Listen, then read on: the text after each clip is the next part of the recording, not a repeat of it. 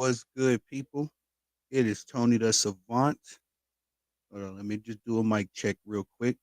Yup. Okay, all right, we in here. What's good, everybody? It is Tony the Savant. Do forgive the late hours. Just putting in some work. But nonetheless, we are live again, and we're gonna be breaking down some NFL Week 3 matchups. But before we get started, please like this video, share this video, hit the notification bell so you can be notified when I'm dropping content and going live on the channel as well. If you haven't already, please subscribe to the channel as I drop content daily, go live daily, stay very busy on the platform. And last but not least, please leave your thoughts and opinions in the comment section, as I'm always intrigued to know what you all have to say about these topics. And off the top, what's good, Penguin? What's good, my bro? Welcome to the show. I'm getting in a little late.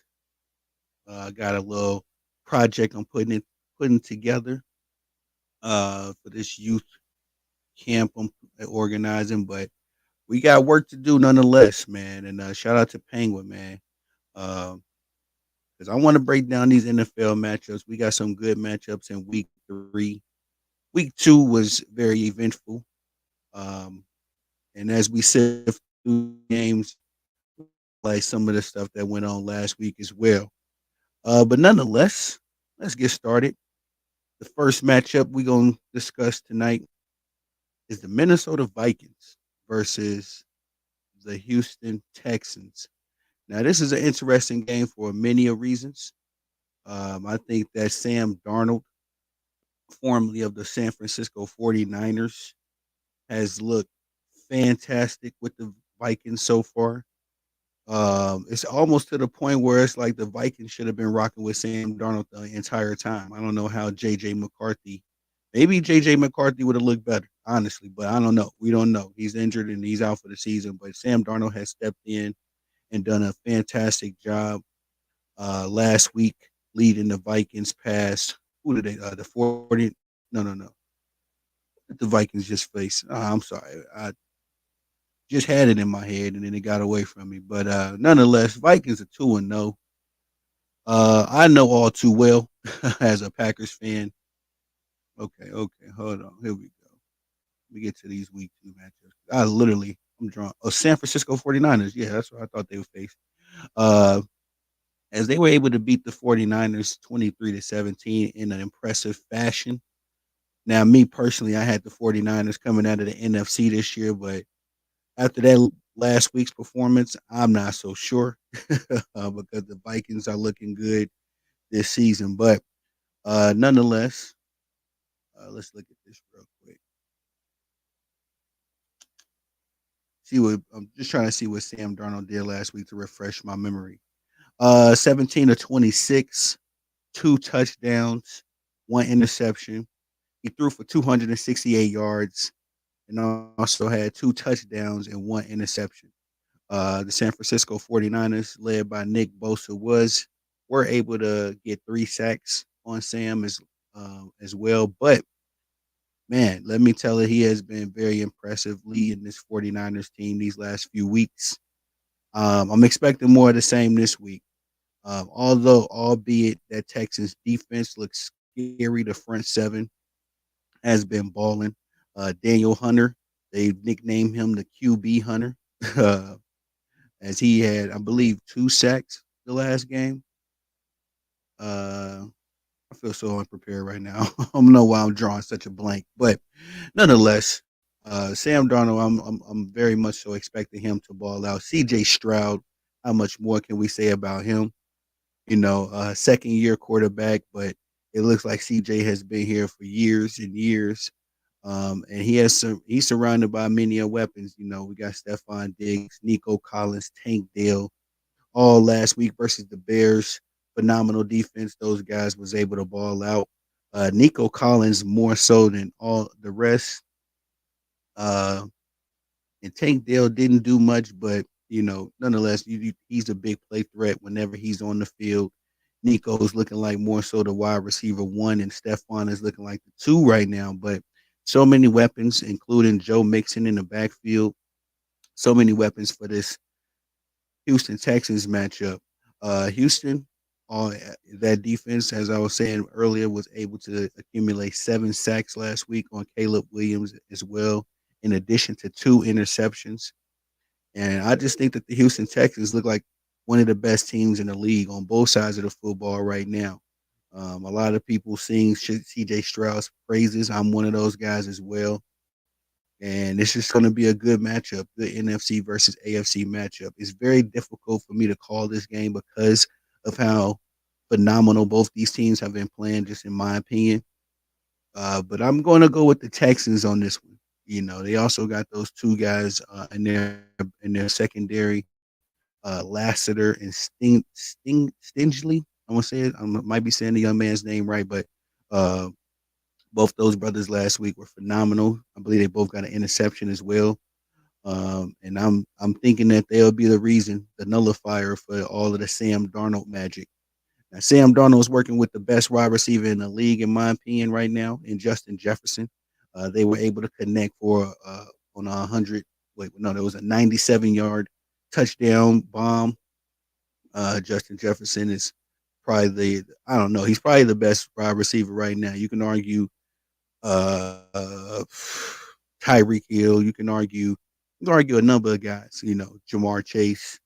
But at the end of the day, I'm rolling with Justin Jefferson, and I'm interested to see the matchup between Jefferson and his secondary, namely Lassiter and Stingley, because I just think that those two dudes have the capabilities to end the Sam Darnold magic. But the first matchup between these two, I definitely recall it. I was watching, and was in my algorithm. It was a game in 2004 between the Houston Texans and the Minnesota Vikings, and man, it feels so long ago now, because I guess I'm just getting old. But that game boasted Randy Moss, Dante Culpepper, Matt Schaub, Andre Johnson, just a lot of guys that I grew up watching that are no longer playing football right now, of course. But uh, it was a good, interesting game to watch. Went down to the wire. Dante Culpepper ended up having 5 touchdowns that game. I believe the Vikings won that game as well. And so, man, we might get the same thing, but on the opposite side. I can see CJ going for 5 touchdowns at some point. CJ is going to have him a 5 touchdown game. The Vikings defense, it's kind of hard for me to judge them right now, because the 49ers are, dealing with some injuries. Of course, C-Mac, now Debo Samuel, I got the news as well. But uh, I like that guy, Metellus. I'm not sure if I'm saying his name right, but he's a fantastic player that I'll be looking for in this game. But I'm going to take the Texans in this matchup. Score on this one, I can see the Texans putting up 30.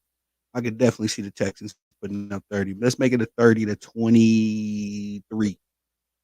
Because the Vikings can put up numbers as well, and that guy Justin Jefferson is always a threat. So I'm gonna go with the Texans in that game, 30-23. I think this is gonna be a good one as well. We got the Dolphins versus the Seahawks. The Dolphins, of course, we can't say enough about Tua, as Tua suffered a concussion during that game in the third quarter, did not return to action, and was replaced by Skylar Thompson. Skylar Thompson, I can't recall exactly when he was drafted. I believe he's been a Miami Dolphin his entire career. But last week when he got into that game, it was a Thursday night football game versus the Bills. He looked just as bad, but I don't know if that's more attributed to the Bills defense, that they look like they're going to be decent this year, of course. But at the end of the day, we're going to see what the kid is made of. As the Miami Dolphins are in the same position as my Green Bay Packers are in, and we were able to kind of stumble our way, led by Josh Jacobs last week against the Indianapolis Colts. So the Dolphins may be able to do that as well. There are it's a lot of talent on this Seahawks team, but the Patriots were able to dice them up. I forget who the Seahawks played week 1.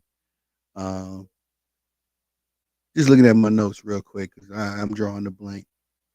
You got the Boya Mayfair. He had 3 sacks, 8 QB hits last week on that Patriots defense. That Seahawks defense. It's a lot of guys on this field that I thoroughly enjoy. Jalen Ramsey, may I say this real quick, of the Miami Dolphins, has not looked himself, man. I hope he's not having a fall off, as he's been one of my favorite cornerbacks in the league for quite some time. Mike McDonald came over from the Baltimore Ravens. He like he's doing an excellent job with the Seahawks right now. They were able to edge out a victory over the Patriots last week, 23-20. So we'll see if they can keep their momentum. Geno Smith has been looking pretty good himself. A journeyman quarterback. Like he's really found a home over here with the Seahawks. So I'm interested to see what they do. It's more so for me. What I'll be watching for is the Seahawks defense. As the Buffalo Bills were able to give Tyreek Hill and Jalen Waddle a very hard time last week. Both of them put up, I can't recall, I think like 7 catches altogether. Yeah, 7 catches, and a little bit over 60 yards, 71 yards, 75, no, excuse me, 65 yards between the two. No touchdown scores. Devon Achane uh, is another guy that you got to watch for in this Miami Dolphins offense, regardless if regardless if Tua is there or not. You got to keep an eye on A-Chain, man. He can break out for a big play at any given time. So I'm really looking at this game as far as the chess match that I'll be watching out for is the skill players for the Miami Dolphins versus the defense of the Seahawks. The Seahawks got, DK Metcalf over there as well. So that's why I'm really wondering what Jalen Ramsey can do as you going up against a heavy hitter like that. And also DK Metcalf, I think he had 9 receptions last week. He had himself a game last week. I guess I didn't put that in my notes, but anyway, I think that that's going to be the matchup to watch out for as far as the Seahawks offense versus the Miami defense. But outside of that, overall, I'm looking to see what the Seahawks defense is made of. The verdict is still out, of course. So we just got to wait and see. We just got to wait and see. The Jaguars versus the Bills. Oh, may I say, I just forgot the Bills, not the Bills, the Patriots just played Thursday night against the New York Jets as well. They got diced up pretty bad. So I don't know. I meant to say that just because I don't know if the Seahawks are real yet. If they're a real deal team. I think they had the Broncos the first week, and you got the rookie quarterback over there, Bo Nick. So they was able to look good against him. Able to look good against uh, the Jacoby Brissett. I wanted to say Drake May so bad. I'm thinking of that Thursday night game, but the Seahawks were able to look decent against those two teams. So let's see what they can do against once again Miami. They got another situation where they're dealing with a questionable quarterback situation, so they may be able to play that in their favor as well. Just because of this Tua situation, I don't think the Dolphins can be trusted right now. So I'm gonna go with the Seahawks in this game as well. Let's make it 24-17. I like the scoring. The Jaguars versus the Bills. This is going to be another good game, I believe. Trevor Lawrence has not looked Trevor Lawrence. He has not looked like one of the highest paid quarterbacks in the league as of yet. Getting sacked a lot of QB pressures on him, and I'm kind of fearful that it's going to continue like that with this Bills defense. Again, the Bills defense was clicking against Tua. And I don't know how much you want to, give them credit for that, but at the end of the day, Tua is one of the middle to better quarterbacks to me in the NFL, and the Bills look good against him. So, also looking at the Bills' offense as they have Josh Allen. Josh Allen is looking like a top 5 MVP candidate right now, along with him, Derek Carr. You could throw Baker Mayfield in that mix as well. Josh Allen has been looking quite polished this season. Was able to win one game, week 1 against the Cardinals. I believe he was able to win with his legs. Week 2 comes into the Miami Dolphins stadium and puts an L on their heads with his arm. And he didn't have to do a lot of work with his arm. Again, it was a contribution from both teams. So going into this game, I've been asking myself and asking others, are the Bills contenders or pretenders? So As the season goes along, we will find out.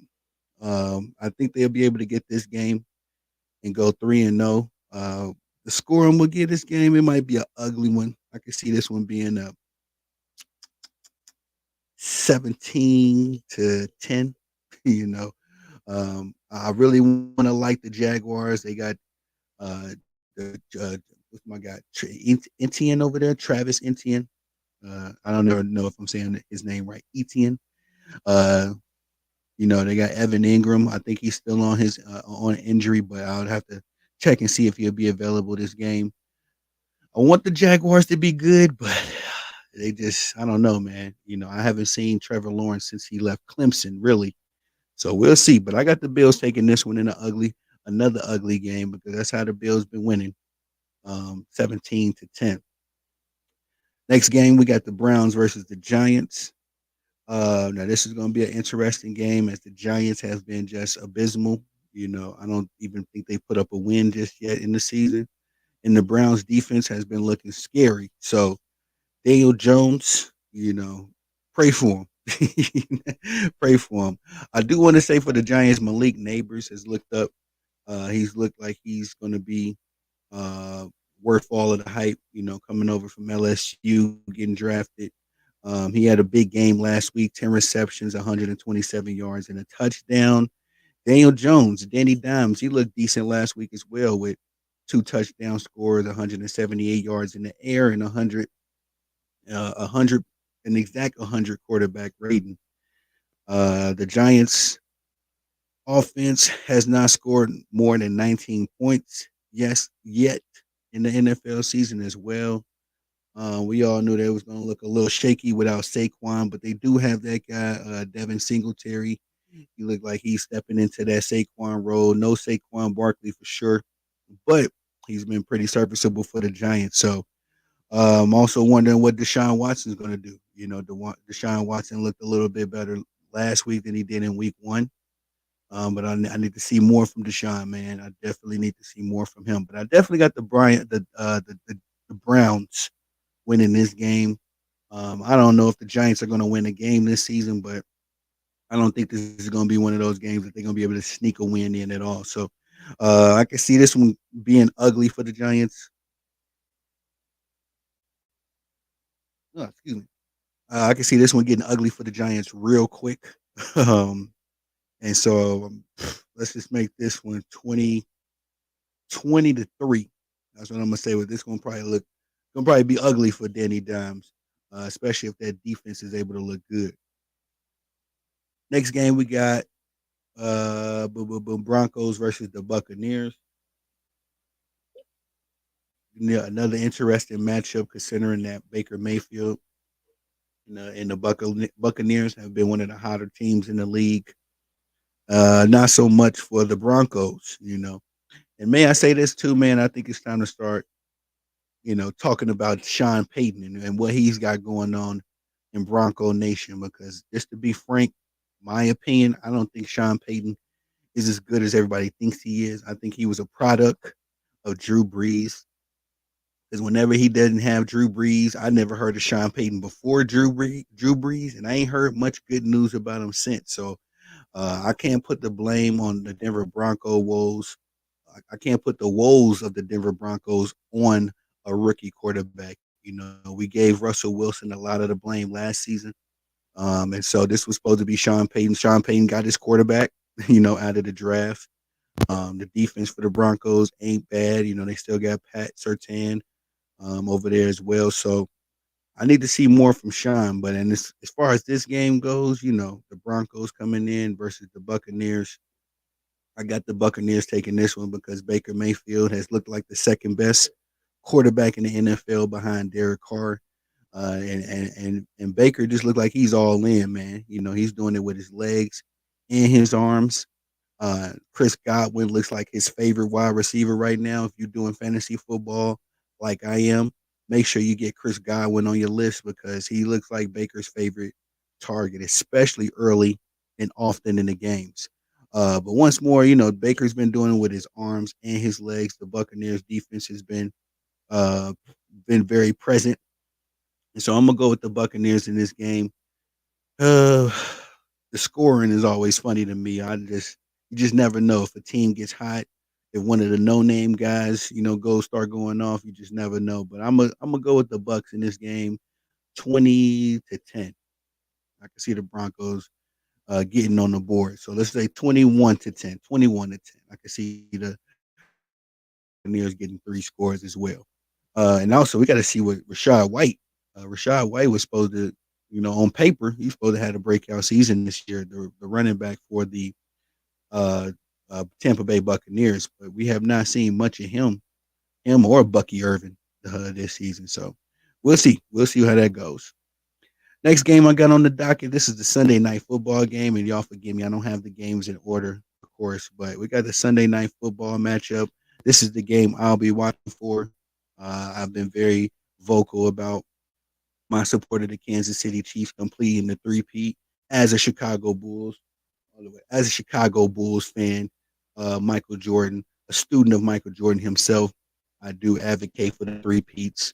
Not one of those people that get tired of seeing one team lose. I mean, one team win or anything like that. But this matchup is going to probably be the one of the more interesting matchups that the Chiefs have this season. I didn't think that the Ravens or the Bengals were much of a threat to the Chiefs this year.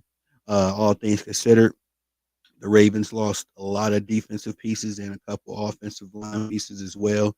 Shout out to my brother Dev with My Thoughts, My Opinion Sport podcast. I went on to his show a little earlier this afternoon and we chopped it up about those Ravens. He was giving me some good insight. The Ravens are not the same team that they were last year. They did get a little better in the running back room with King Henry and, what he can do with Lamar Jackson. But overall, the Ravens are not as good as they were last season. And also the Bengals. The Bengals are always one of those teams that starts slow anyway. But overall, I don't think the Bengals have enough talent on the defensive side to stop a Patrick Mahomes and company. But the Falcons, they are reloaded. um, they've come into the game. Matt Judon is looking like he's been worth the money. Forget the other brother that they got, but that secondary is looking good. Uh, Darnell Mooney is balling. Drake London is balling. Bijan Robinson. I mean, not a lot of yardage just yet between him and what's my other guy, Algieri. Not a lot of yardage between these two guys, but with all of the weaponry that the Atlanta Falcons boast, I felt like I marked this game on my calendar a long time ago because I felt like this was going to be the first real challenge for the Kansas City Chiefs.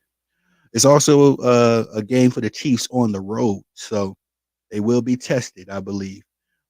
Kirk Cousins just had himself a "you like that" moment with that game-winning drive against the Philadelphia Eagles last Monday night on Monday Night Football. I was impressed, man. I had the Eagles winning. That entire game, I feel like the Eagles had mostly, control of that game. Jalen Hurts was having himself a bit of an MVP night, minus the interceptions. But at the end of the day, uh, I still want to. Do Now I said earlier on my boy Dev show that I was gonna roll with the Chiefs, but now that I'm looking at the matchup, you know, Isaiah Pacheco is also injured. The Chiefs picked up Kareem Hunt off the couch, so and I also just got news that he would not be starting this week. So Carson Steele, the rookie running back for the Kansas City Chiefs, he'll be getting most of the duties.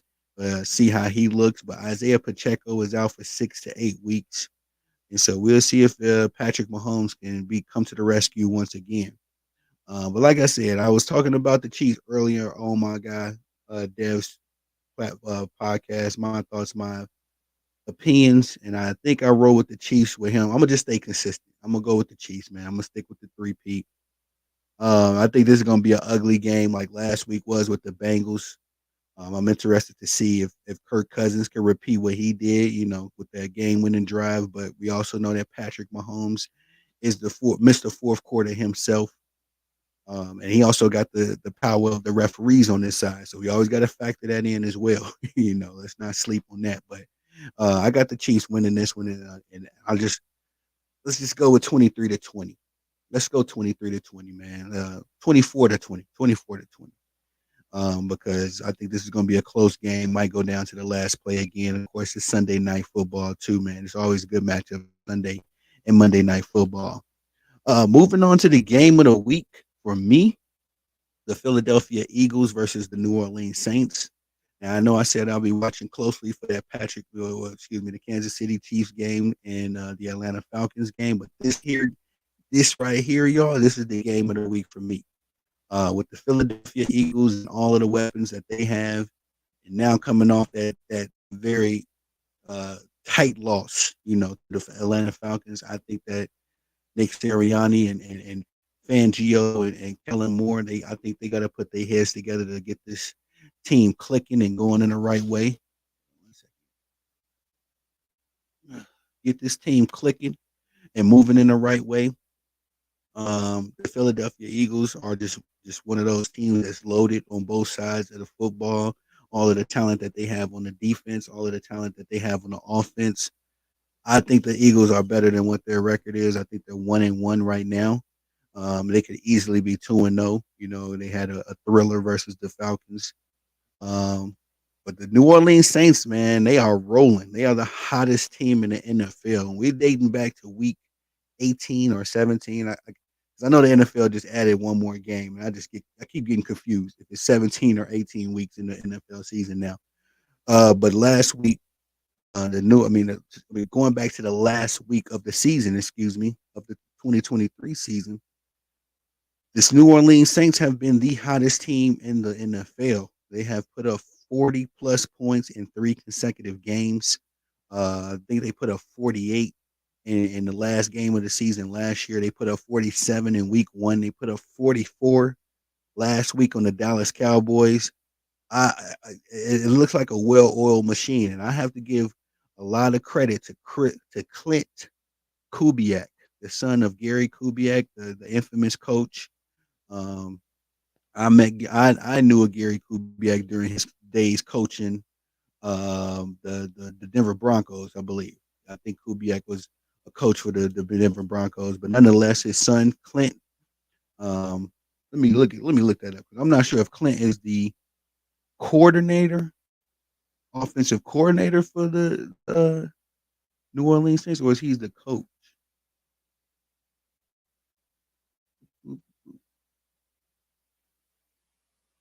Okay, Clint Coulier, American football, who's the offensive coordinator. Okay, yeah, he's the offensive coordinator for the New Orleans Saints, and he got them looking good because Dennis Allen is the coach.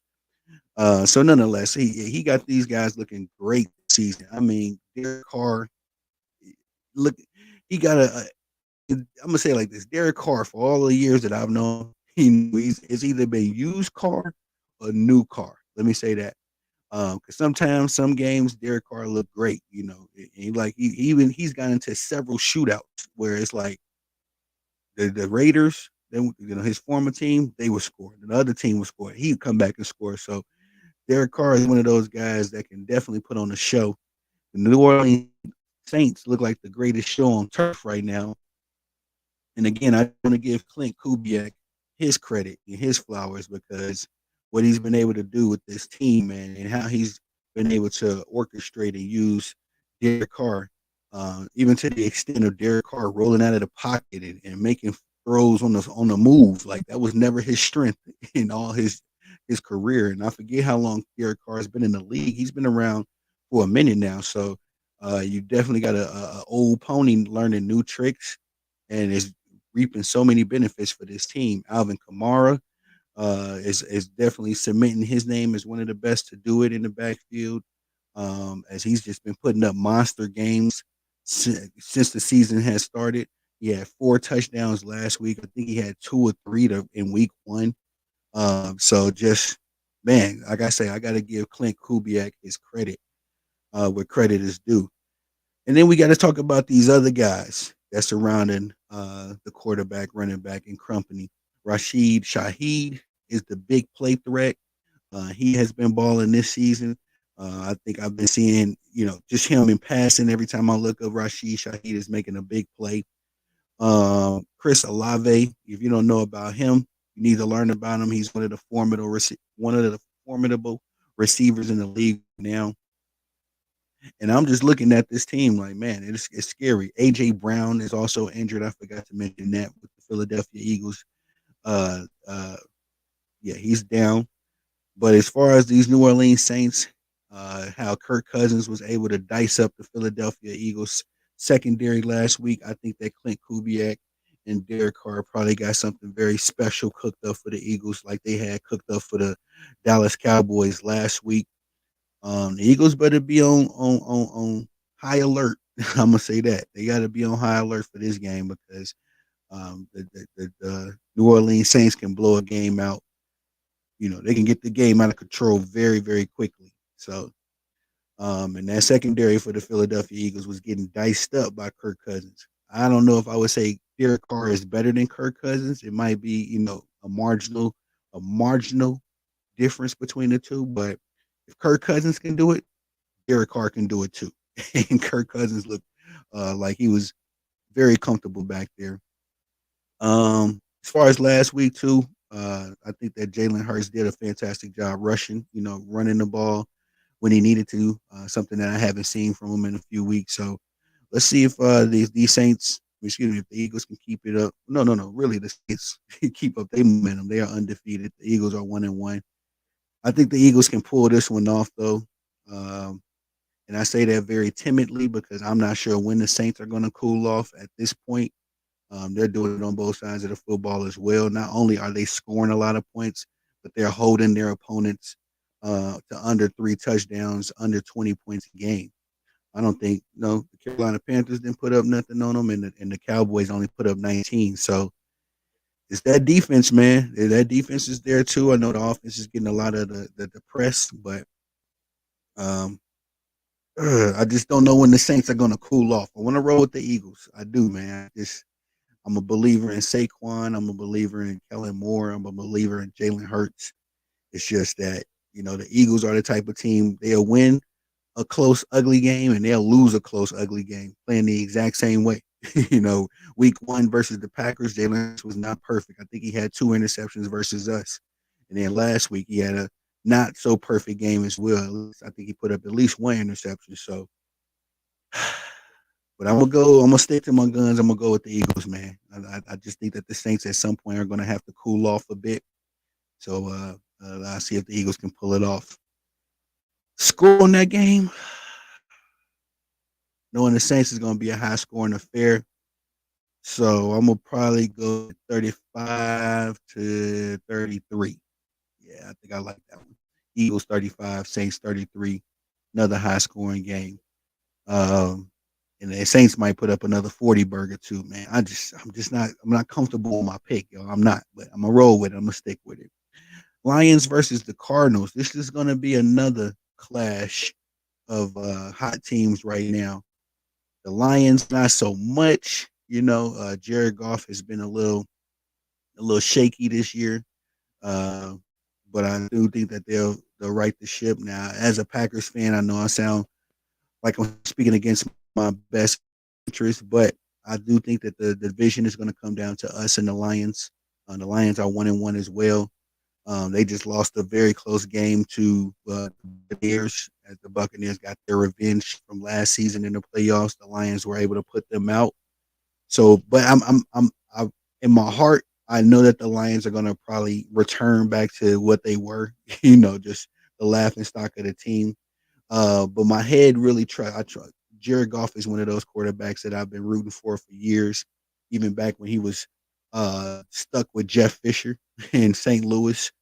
And Jared Goff has always made me look good as far as my support of him. So I think that he can right the ship. He got the entire city of Detroit on his back, him and Dan Campbell.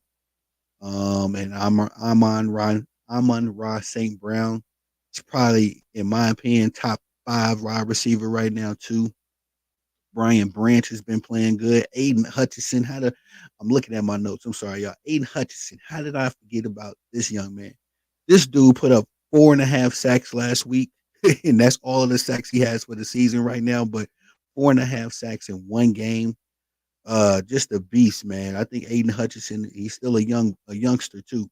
I think Aiden Hutchinson is right in the mix with Max Crosby, T.J. Watt, Myles Garrett, um, as one of the guys that's out there as one of the best defensive players in the league right now. I got to give it to him because he's playing at a very high level. But the Cardinals as well, Kyler Murray, and this is what I'm gonna say about Kyler Murray. I didn't get to say it on Dev's channel earlier, but Kyler Murray is literally debunking all of the nonsense that they say about Bryce Young, about a quarterback being too small and all this kind of stuff. Kyler Murray is defeating all that narrative because he is. I think he's shorter than than Bryce Young. He is out here balling right now.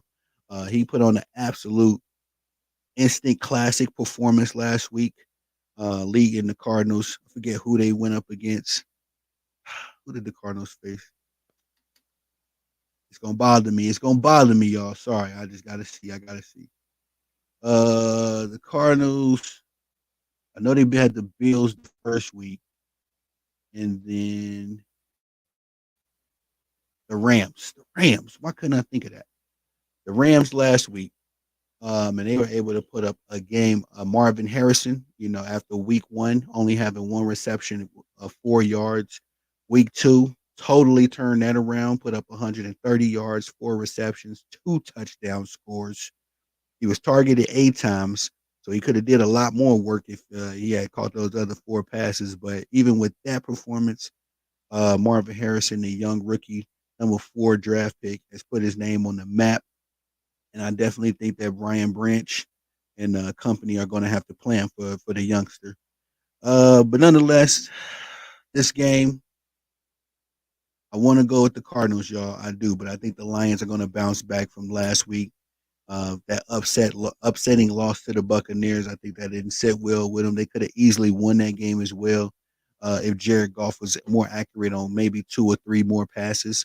The Lions would have won that game, but this week, I think the Lions are going to bounce back and cool off these Cardinals a little bit. I think the Cardinals are going to be one of those teams to improve from last year, especially if Kyler Murray can stay healthy. Kyler Murray was the best quarterback in week 2 statistically, but I got the Lions bouncing back, and I can see them winning 21. Let's go a little higher, 28-21.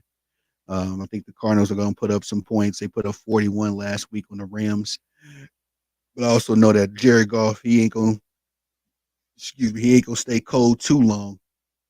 And it's a matter of time before him and Amon-Ra St. Brown start clicking. So I'm gonna go with the Lions 28-21 on that matchup. And if y'all don't mind, please like the video, share the video, hit the notification bell so you can be notified when I'm dropping content and going live on the channel. If you haven't already, please subscribe to the channel.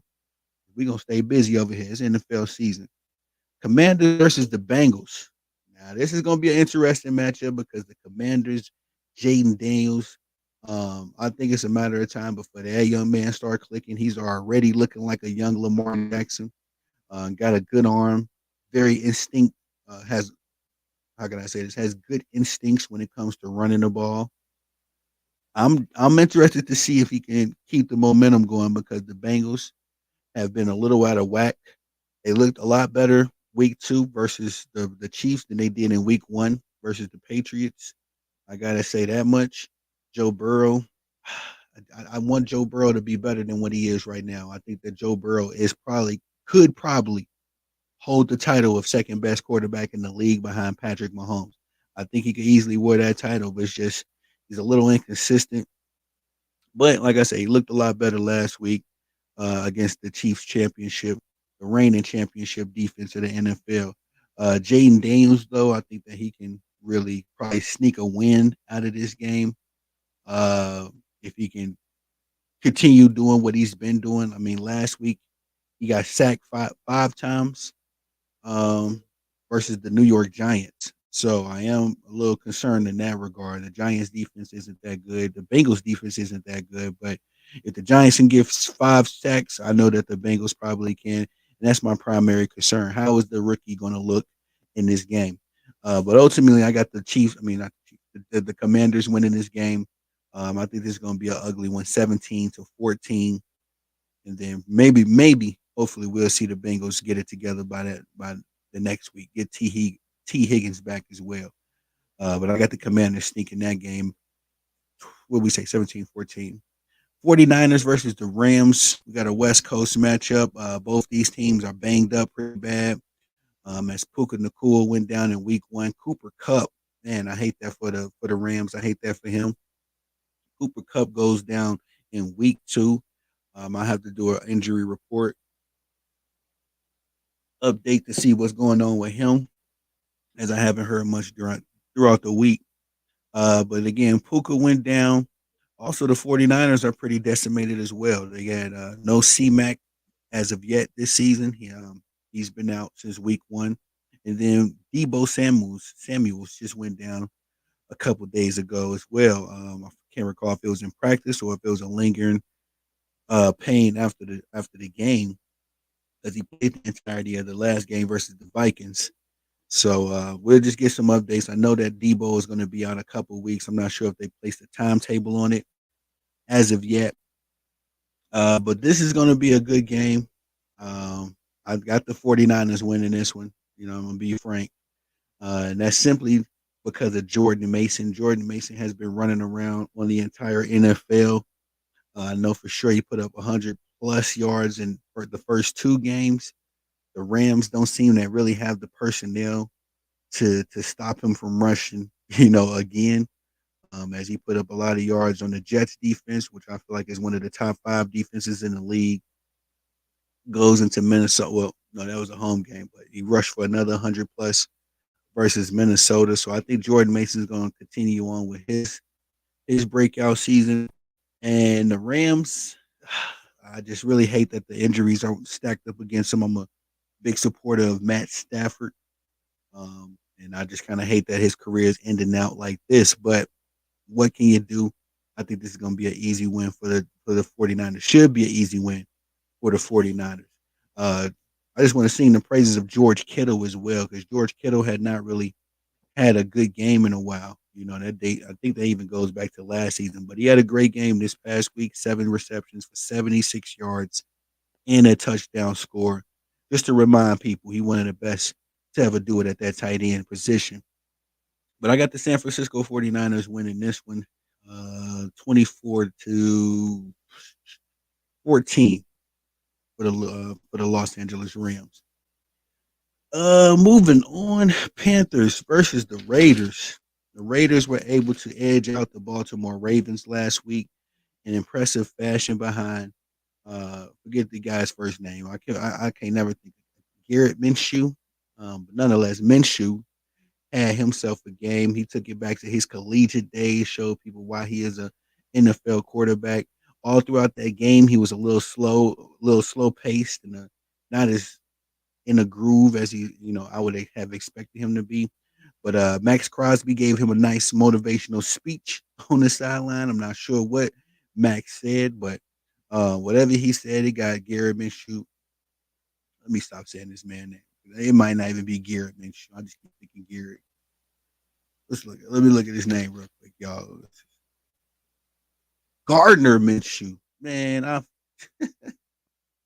be knowing these dudes, man. I know who I'm talking about. I just between the Garrett Wilsons and the Gardner Minshews, I be getting names chopped up. But nonetheless, Gardner Minshew looked very impressive after that pep talk from Max Crosby. I gotta be honest. I don't know what Max Crosby said, but the moment Gardner Minshew got back in the game, he started balling, led the Raiders on that game-winning drive at the end of the game to stun the Baltimore Ravens. Let's be 100. Nobody thought the Ravens were going to lose to the Raiders, especially after that, first week with the Chiefs.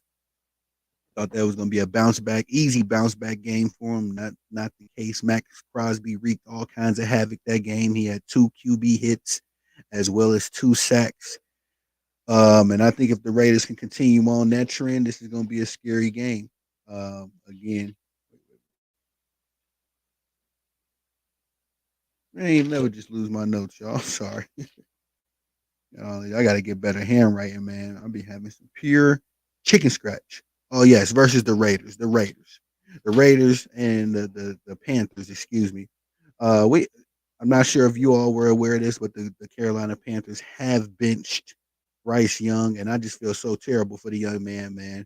Because the Carolina Panthers as an organization, they ain't been able to get themselves together since they let Cam Newton go. Soon thereafter, letting Cam go, they let Christian McCaffrey go. And they also let DJ Moore go. I mean, just all kinds of crazy stuff the Carolina Panthers don't seem to know what they don't know don't doesn't seem to know what they're doing at all. And I think that Bryce Young, a lot of the woes of the organization is now falling on Bryce Young unfairly, really. Like I said about Jared Goff, I put Bryce Young in that same category of if he gets a good system, good coach, good team around him, Bryce Young could look a lot better than what he is right now. He may not be, Patrick Mahomes, Tom Brady. Don't really necessarily need him to be. But I think he would look a lot better if he was on an organized, structured team with a good front office that actually was, pitching for him. But as of right now, I got the Raiders winning this one by a landslide, mainly because there's no Bryce Young. Andy Dalton will be the QB1 for the Carolina Panthers. Can Andy save the Carolina Panthers? I don't think anybody can outside of the good Lord and saving himself. I think it's over for the Carolina Panthers. This might be the worst season in their history, to be frank.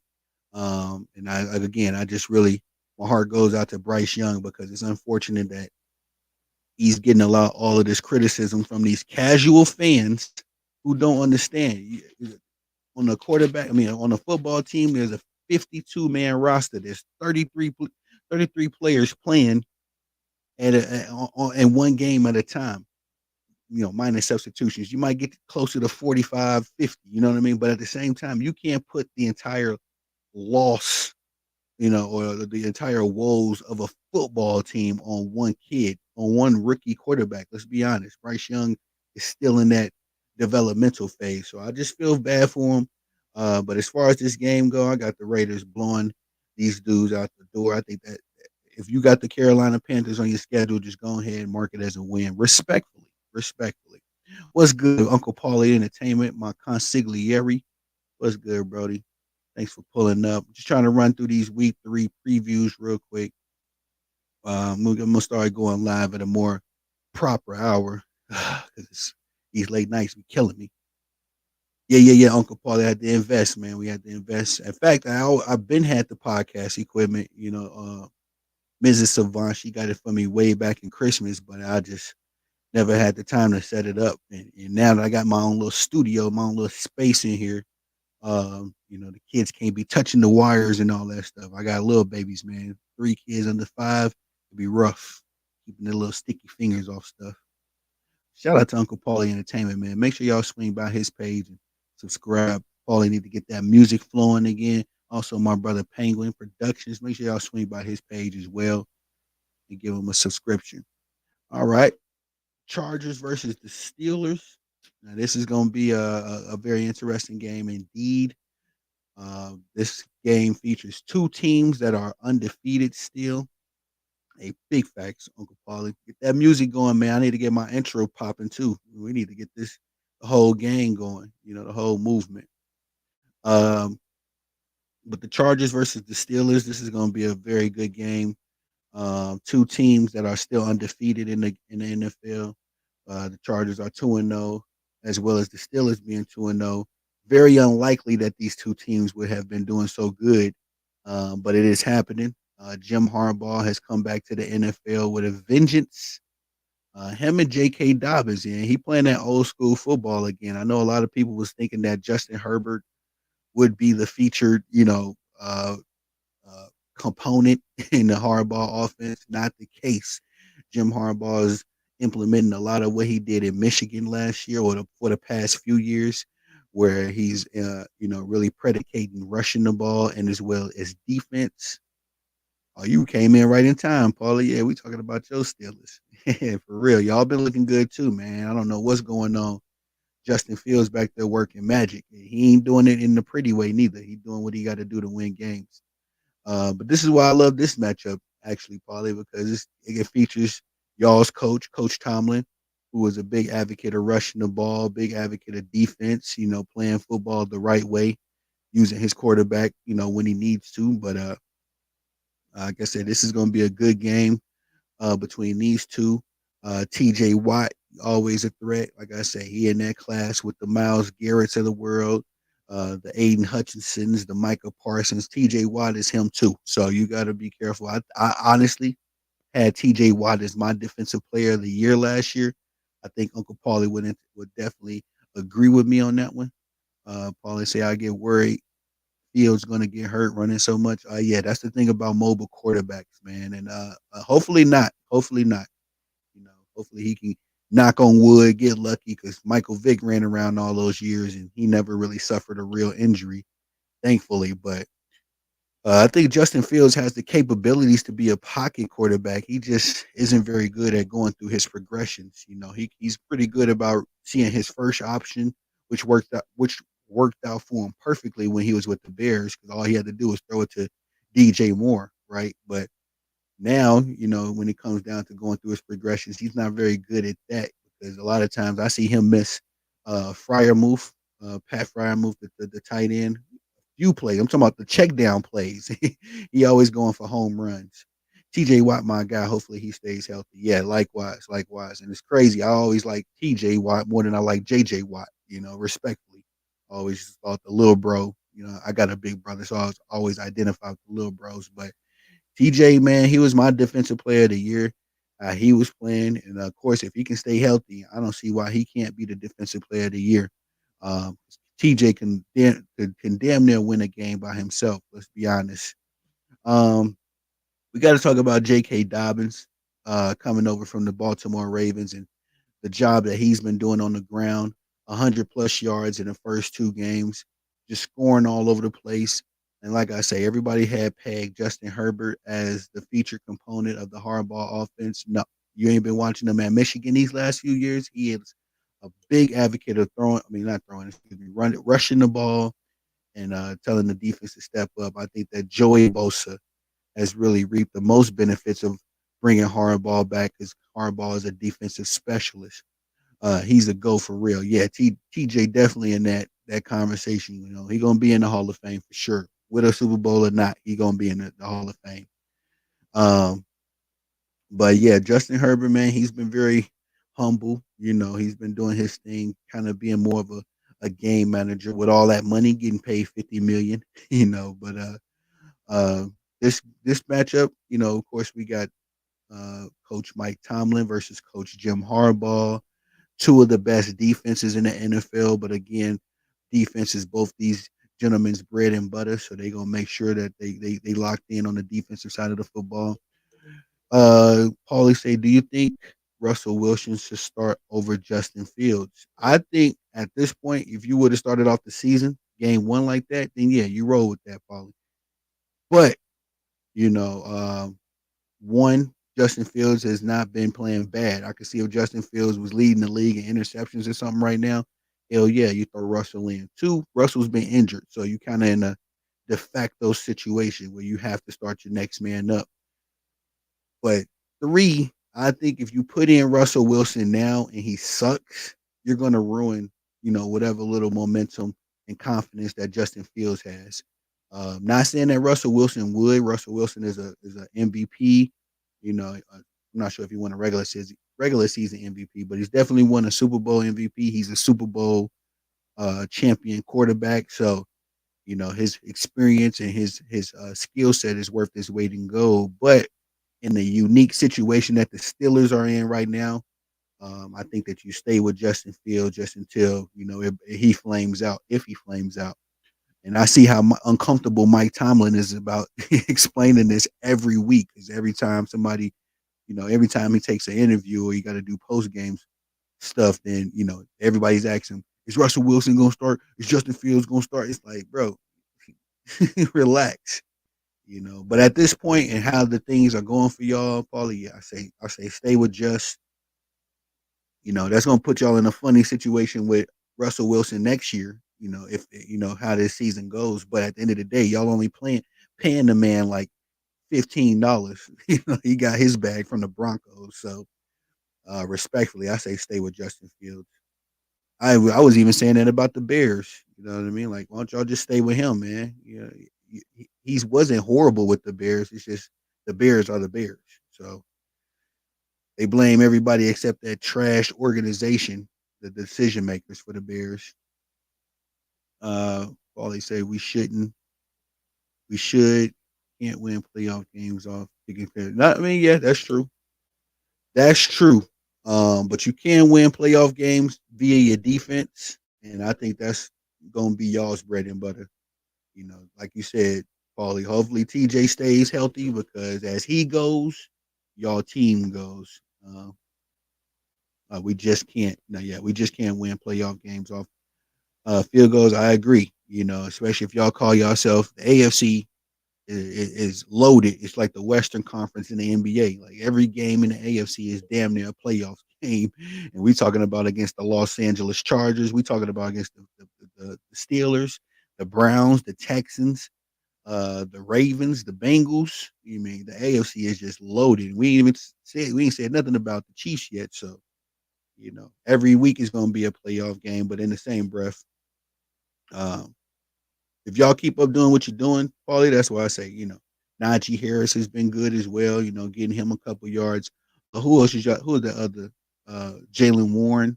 Yeah, I like Jalen Warren a lot too. I tried to pick him up on my fantasy football team. Because that young man, he be balling, him and Najee. So if y'all just keep doing what y'all doing, man, you can definitely win. People forget that Ben Roethlisberger really wasn't, Big Ben during those Super Bowl runs when he had Jerome Bus Bettis, Jerome Bettis. I can't think of his name. But Big Ben wasn't Big Ben until after those Super Bowl runs. And then he started being more of a aired out type quarterback. But before then, he was doing the same stuff Justin Fields is doing right now, running a little bit, making a pass, and making sure the defense was on the field. In fact, he's underrated.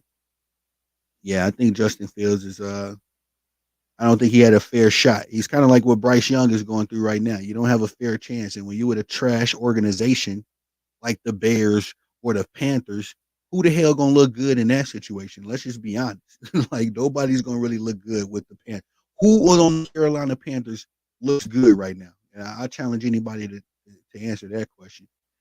Because the Carolina Panthers just have no identity. They have no real game plan. I can't even think of who the coach is over there. Honestly, I'm just drawing a blank on it. But and that whole organization need to get it together, really. But I want to end it off with my team, the Green Bay Packers, before we get into a little freelance talk. And the Titans, I don't really have much to say about this game, man. Will Levis has been serviceable for the Titans. Uh, I just found out DeAndre Hopkins is dealing with an injury. So, not that he's not going to be unavailable for the game, but his health is not 100% as of right now. Calvin Ridley has been good, but not great. And that goes the same for the backfield. Tony Pollard and Tajay Spears. Everybody on the Titans, man, is just very. I'm gonna say it like this. I look at the Titans as a talented team, but they just don't do nothing with the talent. I mean, at this point, send Calvin Ridley to the Jets. Send send DeAndre Hopkins to the Chiefs. Let these brothers get the last few days of their good wide receiver years out with a formidable team because with the Tennessee Titans, they just uh, collecting dust for the most part. I was going to ask about Packers. Yeah, as far as my Packers go, though, Paulie, this is going to be exciting because it's going to be our second game without Jordan Love. And last week we was able to find a way to win. Between the running game, we won last week with old school football, with some Steelers football, that steel curtain type football, just running the ball, running. Josh Jacobs ran 30. He had 32 carries for 95 yards and was able to pick up a couple catches out the backfield as well. In addition to that, Malik Willis, excuse me, our backup quarterback did not have to throw it often or a lot. I was thankful for that. But when he did throw it, he had weapons. Tyler Kraft got busy. Dontavian Wicks got busy. Now these are two. As far as if you don't know, the wide receiver core for the Green Bay Packers is deep. We got running backs that can catch you. We got four wide receivers that could all be wide receiver ones any given week. In addition to two tight ends, Tyler Kraft and Luke Musgrave, that can catch that football. So I was very impressed that Love is the truth. Too bad he's hurt. Yeah, facts. But a lot of people don't understand, Paulie, and it's only because we still got a young team and Jordan Love just got paid, but everybody I think the Packers have the youngest roster right now. I think the average age on our team is like 27, but um, the point being is that Jordan Love going down, it took some wind out of our sails, but we have so many weapons for Malik Willis to utilize again with all of the wide receivers, two tight ends, two running backs. Marshawn Lloyd is our rookie. I think we got him in the third or fourth round. He's a good pass catching running back as well. But until he returns, we got Josh Jacobs and another cat. It's just a matter of the fact that we got a lot of weapons. Yeah, we legit. Yeah, we are legit. We are one of the better teams in the league. And when Jordan Love gets back, then I think that'll, albeit pending how the records looking and all that kind of stuff, I think that we'll be able to pick up right where we left off last year when he was getting hot. Um, but right now it's kind of funny money because the Bears are 1-1, the Vikings are 2-0, and the Detroit Lions are 1-1. So the NFC North is very tight. And it could go down to the last couple weeks of the season to see who wins the division. Shout out to my brother Dev from MTMO. He said that this definitely could be one of those divisions that goes down to the last week. I'm just nervous about how that happens and how we get there because nobody said the Vikings was going to be 2-0. And I don't know if if the Lions are going to catch they swag again this year. One game they look great versus the Rams. The next game they look very putrid. Um, I forget who they just faced, but they look very normal versus that team. But at the same time, uh, the Buccaneers. That was a special case though. Given that it was a revenge game from the last year's playoffs. Tough division. The NFC North is. I kind of felt this was going to happen, in the post Aaron Rodgers era when everybody else starts reloading, getting their new quarterbacks. The Bears got them. They franchise quarterback. J.J. McCarthy went down with his injury, but Sam Darnold has stepped up very impressively. So the NFC North, man, it's going to get spooky. And, of course, you got Jared Goff and Dan Campbell and those boys with the Lions. But, of course, I got my Packers winning this one. Might be another ugly win. We put up 30. What was the score of the last game? Let's see what was our last. Against the Colts, 16-10. So yeah, another ugly game. Although that game was not as close as the score would indicate, I could see us winning this one again. Another maybe 17-10. Maybe 17-6. 17-7, depending on what the Titans are able to do with Will Levis. Again, I like Will Levis. I think has been a serviceable quarterback, but we'll be in town. I do got to check on Josh Jacobs as he was questionable. He didn't. He had a limited participation in practices earlier this week, so I'll double check on that, and we'll do an injury report tomorrow morning for sure. Is Love coming back this season? Oh yes, sir. Yeah, he's coming back. He's actually started practicing already, and he's ahead of schedule. As far as when they were expecting him to come back. The furthest we were expecting him to return was 6 weeks from now, so that would have been around week 7, week 8. But it's looking like we'll get him back, around week 5, as he's only expected to be out 3 weeks. So now we get our captain back, thank goodness. What he hurt. Hold on, let me tell you, Paulie. It's been a couple days, man, and I be consuming so much sports content. I'll be having to double back, see what's going on.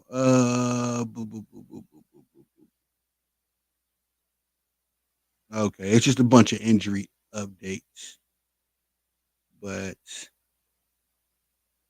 I forget what he injured exactly.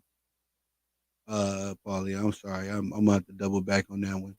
I know when it all first went down, I reported on it, but I totally since then I done consumed 100 other different things. Back saying too much information. Yeah, Paulie, man. And I'm blessed. The good Lord gave me a big head. I can hold a lot of information in here, but soon as I started reading up on the next games, I forget what happened last last week. I be having to double check my notes for stuff in week 1 that went down, just trying to keep track of certain trends and all that kind of stuff. But yeah, we getting them back early. We getting them back earlier than we projected on the schedule. So that's good. It's just about holding it down until he gets back. Me too, big head gang. Hey, facts, Uncle Paulie. We forget more information than a lot of these dudes even remember. Even learn. I'll be having to be looking back like, oh yeah, I did know that.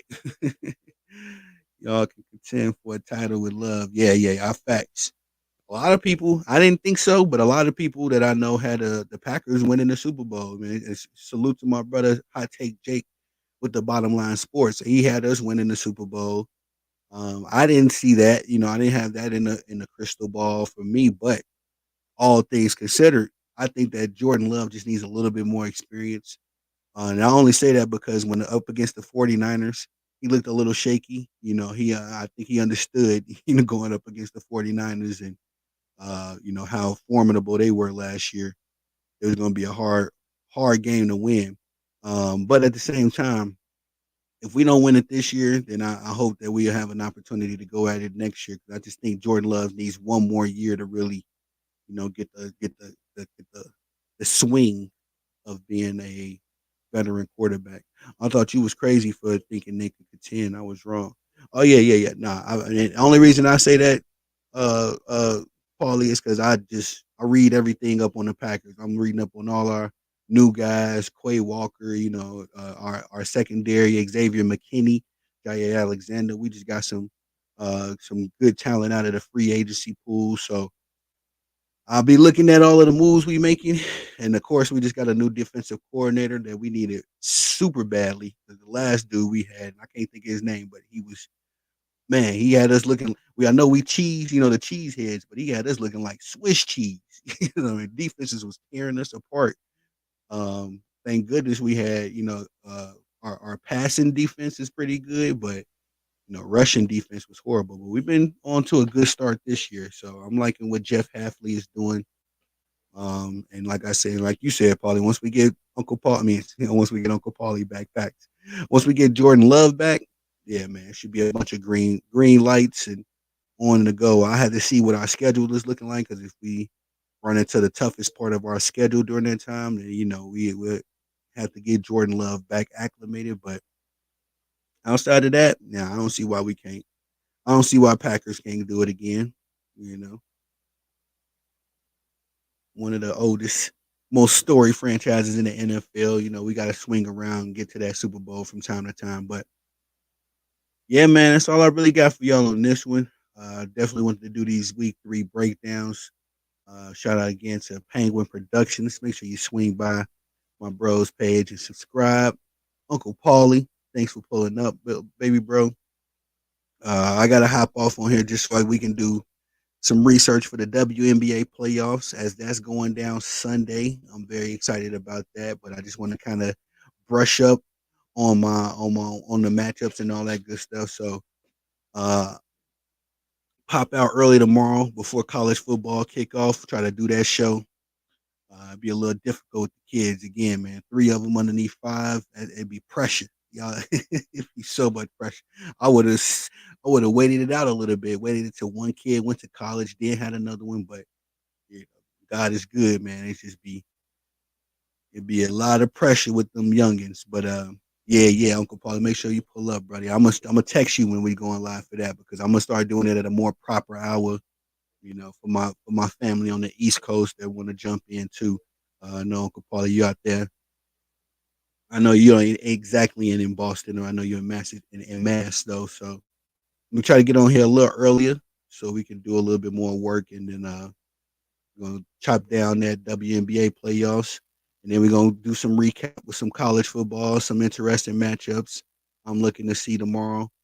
Uh, start the WNBA playoffs, and then it's Sunday football too. So it's a lot of stuff going on. NBA 5 weeks away, so it's gonna be very exciting in the sports world come this fall. But thank everybody for pulling up, man. Please like the video, share the video, all that good stuff. Make sure you subscribe on your way out as well. Shout out to my baby bro Uncle Paulie Entertainment. Make sure you swing by his page. Music is coming. This is a whole multimedia family here, so be on the lookout for that. And like I said, we're gonna pop back out in the morning, and we're gonna cover up these WNBA playoffs.